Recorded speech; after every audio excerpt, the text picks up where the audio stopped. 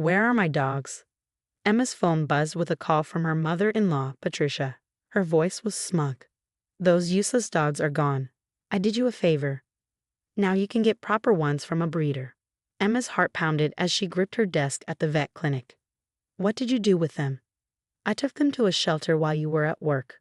Honestly, having rescue dogs is embarrassing. What will people think? Max, Luna, and Bear weren't just pets. They were family. Max, a German Shepherd mix, had been left tied to a pole in the rain. Luna, a pit bull with one eye, had been rescued from a dogfighting ring. Bear, an old golden retriever mix, had been abandoned after his owner passed away. Which shelter? Emma asked, already opening her laptop. Patricia laughed, not telling. You'll just bring them back. What Patricia didn't know was that Emma had put GPS trackers in the dogs' collars after she accidentally left the gate open last month. She checked the app. The dogs weren't at any shelter. They were scattered in different locations. Her coworker Sarah walked in. You okay? Patricia gave away my dogs. Emma pointed at the screen. But look where they are. Sarah frowned. That's the olfactory district and a highway rest stop. What is she up to? Emma grabbed her keys and texted her husband, David. Your mom took the dogs. Tracking them now. Meet me ASAP. David replied instantly, Wet too. She's gone too far. Patricia had moved in 6 months ago after her divorce. Since then, she had tried everything to get rid of the dogs. Leaving doors open, dropping chocolate on the floor by accident, and nonstop complaining. David arrived, furious. Where are they? Emma pointed at the map. Not shelters. What if she gave them to people who might hurt them? David pulled her into a hug. We'll find them. And Mom is moving out. They split up. David went to the rest stop, Sarah to the railway station, and Emma to the factory. At the warehouse, a rough-looking man stood outside, smoking. He eyed Emma. You lost? My dog is here. Black pit bull, one eye, she said firmly, showing him a photo. She has a tracker, and I already told the police. His face changed. I don't want trouble. Some lady paid me to keep her here for a few days, to teach someone a lesson. She's inside. Emma rushed in. Luna wagged her tail frantically, tied to a pipe. As she freed her, a message from David popped up. Got Bear. Locked in someone's garage. Mom paid them $200 to keep him. Then Sarah texted, found Max. Some teen was walking him all day. Noelle told him it was for a surprise party. Emma's hands shook with anger. Patricia hadn't just dumped the dogs, she had hidden them on purpose. Another text from David. Taking Bear home. We need to talk about Mom. This ends today. Emma agreed. Patricia had finally crossed the line. She wanted control, wanted to prove she could take away what mattered most, but she had made one big mistake. She underestimated just how far Emma would go to protect her family, human and canine alike. Taking a stand. When I pulled into the driveway with Luna, Patricia stood on the porch, arms crossed. Her smug expression disappeared when she saw the dog. How did you? She started, then quickly recovered. Emma, you're making this harder than it needs to be. Those dogs are beneath our family status. I stared at her. Our family status? You mean the status you lost in your divorce? The one that forced you to move in with me, the daughter-in-law you hate. Her face turned red. How dare you? I was trying to help. David deserves better than living with these strays. A car pulled up behind me. David stepped out with Bear. His voice was sharp. You mean the dogs that helped me through my depression? The ones that make Emma happy? Those strays, Mother. Patricia hesitated. Darling, you don't understand. I had a surprise planned. My friend's poodles just had puppies. Save it, David cut her off. We found all 3 dogs. We know you paid people to hide them. What were you planning to tell us when we couldn't find them? Patricia's confidence wavered. She hadn't expected us to track them so quickly. Sarah arrived next, bringing Max. Our dogs, finally reunited, wagged their tails as Patricia stood stiffly on the porch. This is ridiculous, she snapped. I was just trying to make you see reason. The people I paid were only supposed to keep them for a week. A week? I stepped forward. You gave our dogs to strangers for a week. Do you know how dangerous that was? Nothing would have happened, she insisted. I was careful. The man at the factory owed me a favor, And the woman with the garage is a friend from church. The factory? David's voice went cold. You left one of our dogs at a factory. Patricia stammered. I had to make sure you couldn't find them too soon. By the time they came back, the poodles would be ready. You mean by the time we thought they were gone for good? I said. You paid strangers to hide our dogs, hoping we'd move on. Patricia flinched. When you say it like that, it sounds terrible. David laughed bitterly. You mean the trust fund you lost? The country club membership you can't afford anymore. That's status. Patricia's face crumpled. You don't understand. I needed control, I finished. Since you can't control your own life, you tried to control ours. The dogs huddled close, sensing the tension. Luna pressed against me, while Max and Bear stood beside David. David's voice was firm. You're leaving. Today, pack your things. But where will I go? Patricia's voice rose. You can't throw me out. I'm your mother. You're the woman who stole and hid our dogs, I said. We have GPS proof of where you took them. We have witnesses who confirm you paid them. Do you want us to call the police?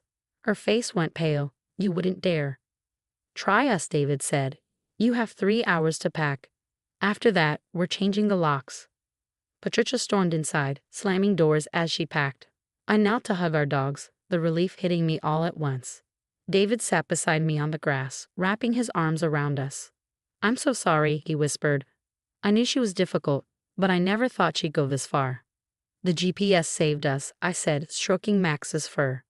I never thought we'd need it, to protect them from her. Sarah crossed her arms. You know this isn't over, right?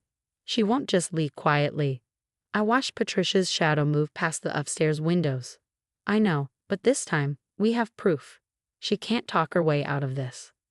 The next few hours were tense as Patricia packed, making sure to slam every door. But as I sat with my dogs, I felt stronger. This wasn't the end. Women like Patricia didn't give up easily. But today, we stood up to her. And sometimes the family you choose, especially the ones with fur and wagging tails, is more loyal than the one you're born into. 3 months after Patricia's dramatic exit, life had settled into a peaceful rhythm. The dogs were thriving, no longer walking on eggshells in their own home. David had installed security cameras around the property, a necessary precaution given his mother's tendency for dramatic gestures. We'd heard through family that Patricia had moved in with her sister in Colorado, telling anyone who would listen how her son and daughter-in-law had cruelly thrown her out. But the GPS data and witness statements told a different story, one that kept her from attempting any legal action against us. One quiet Sunday morning, as I sat on our porch watching the dogs play in the yard, a familiar car pulled into our driveway. My heart skipped a beat when Patricia stepped out, looking thinner and more subdued than I remembered.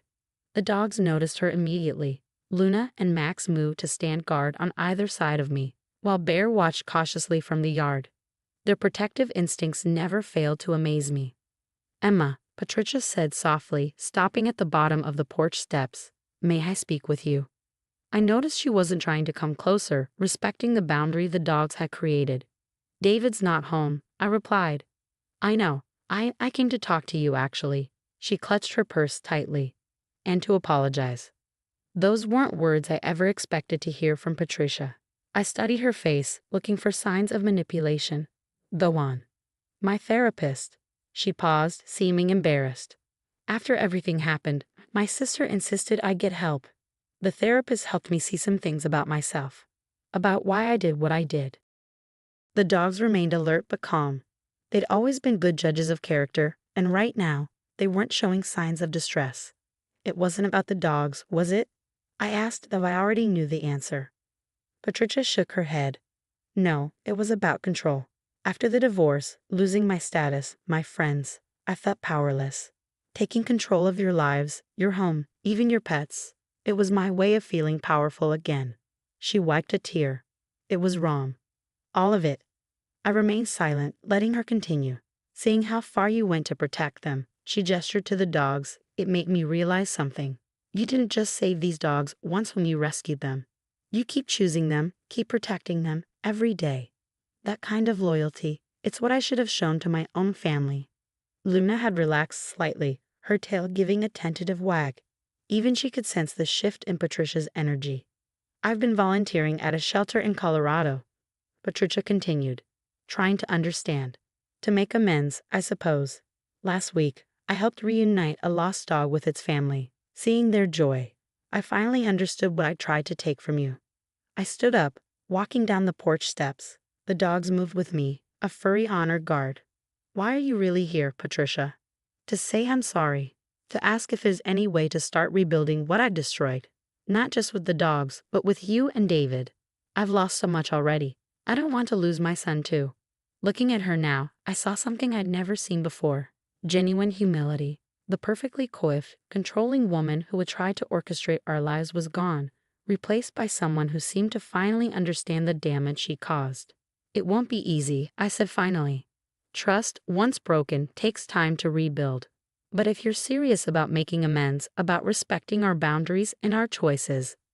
I am, she interjected quickly. I know I don't deserve another chance, but I'd like to try. Maybe we could start with short visits. Supervised, of course. I'd like to properly meet the dogs, learn their stories. Bear, always the most forgiving of our trio, had wandered closer to Patricia. She remained still, letting him approach on his own terms. We'll talk to David, I said, but no more schemes, no more manipulation. One wrong move, and that's it. Patricia nodded, watching as Bear gently sniffed her hand. Thank you, Emma, for giving me a chance to make things right. As I watched my former adversary cautiously pet our senior rescue dog, I realized that sometimes the path to healing comes from unexpected places. Patricia had tried to tear our family apart, but ended up learning what made it strong. Unconditional love, unwavering loyalty, and the courage to protect what matters most. Our dogs had taught us all valuable lessons about forgiveness, boundaries, and the true meaning of family. They were never just dogs. They were the heart of our home, the catalyst for necessary change, and living proof that second chances, when earned, could lead to beautiful beginnings. The GPS trackers remained, though. Some precautions were worth keeping, even in times of peace.